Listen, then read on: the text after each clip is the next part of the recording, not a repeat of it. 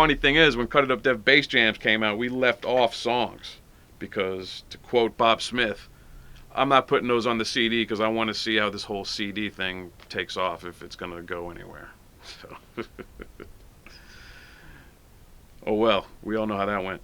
So, I just want to give a shout out to some of the people I worked with. Cooley C. I want to say I saw Cooley C open up for Run DMC when I was real young, and that was an important moment for me. It made me realize I could be from Palm Beach and do this. I was already DJing, I was already doing my thing, but I was like, I'm not living in New York, I'm not living in California. What can I do? Next thing I see, Cooley C and KJ being introduced, Palm Beach County's only, one and only. Ripped it.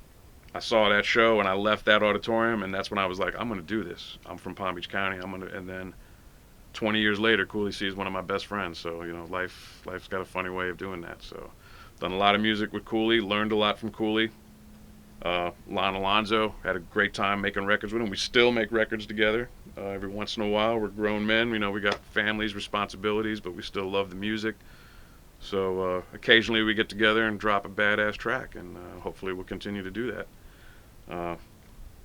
Reconnecting with Alex and carrying Cut It Up Def forward, getting that permission from Bob and from everybody, and people like Papa Wheelie, who I knew in 2000 when he first did the Miami Bass History Yahoo group, before Facebook, before MySpace and all that. He is very pivotal in the revival of the scene, and very much opened my eyes at how global and big this thing was, because by linking up with him is when I started getting emails from Japan, from Holland, from Brazil, and all these dudes saying, we love your music. And I'm sitting here blown away, like, how do you even know who the hell I am, let alone have my music? And then I realized that, then the scheme comes together, and I realized, like, okay, these Miami bass labels, some of them were funded by drug dealers, some of them were just by rich white dudes that just wanted to rip off ghetto youth that were ignorant and didn't know any better. And that's the main reason back then you didn't see any stars, because the labels didn't invest in music careers. They had an assembly line. It was all about, oh, you don't want to do stuff? I got 5 other guys that are going to do the same style music, and we're going to put it out next month. So it was like, that's why the music was so anonymous, and you know the songs, but you rarely know the face, because the record labels purposely did that, because they didn't want people coming to the record label saying, hey, where's my money? This record's blowing up. So we're talking about a time before the internet. So these record labels would put this music out all over the world and tell you that your record's not selling, and you're not hearing it on the radio in Florida, and you're living in Florida, so you're like, all right, I guess the record's not doing nothing.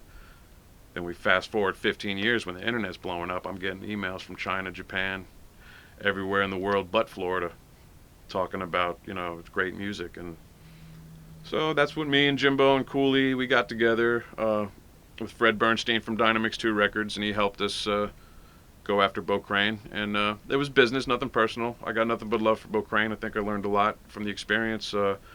But, at the time I had 2 daughters. I needed my money. So took them to court. We got our back royalties. Jimbo went on to become Jim Johnson, won a Grammy for producing Lil Wayne. And I love to see that. I take great pride knowing that me and him got our start together and made some good music together. And he went on to become more mainstream. I always wanted to be a little more underground and do my thing, and I'm not done yet. I'm still doing my thing. So, don't really care if I win a Grammy or not, but you never know. That shit might still happen. I'm still young enough to do it. So in the meantime, me and Alex are going to keep Cut It Up Def going. Glad we got all these people in the documentary, and to show you the true story of this Miami bass thing, and the good and the bad and the ugly. And this is Jock D, signing off for the Bass that Ate Miami.